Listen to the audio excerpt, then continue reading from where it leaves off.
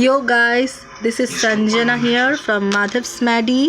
আজকে দেখাবো কিভাবে সার্কেল দিয়ে আমরা ওভাল বানালাম, তারপর সেখান থেকে একটা আলপনার ডিজাইন হয়ে যায়।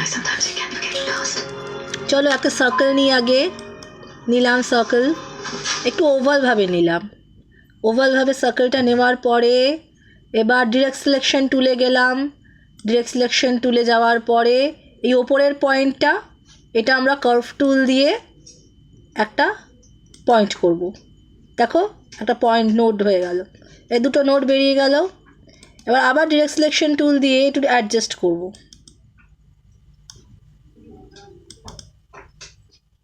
করে নিলাম। এবার সিলেক্ট অবস্থাতে রয়েছে। এবার যাব অবজেক্ট, রিপিট, এই রেডিয়াল অপশানে। অবজেক্টের ভেতর রিপিট, তার মধ্যে রেডিয়াল অপশানে। দেখো কতগুলো হয়ে গেল। এবার আমরা ফিল কালারটা অফ করে দিই। এবার দেখো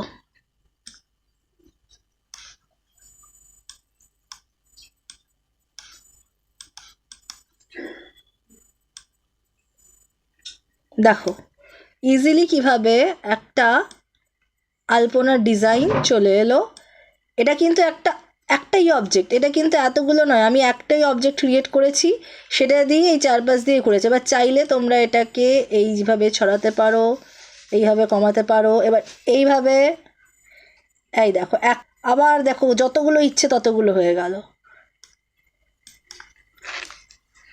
দেখলে কিভাবে ইজিলি একটা আলপনার ডিজাইন বা ফুলের ডিজাইন তৈরি হয়ে গেল।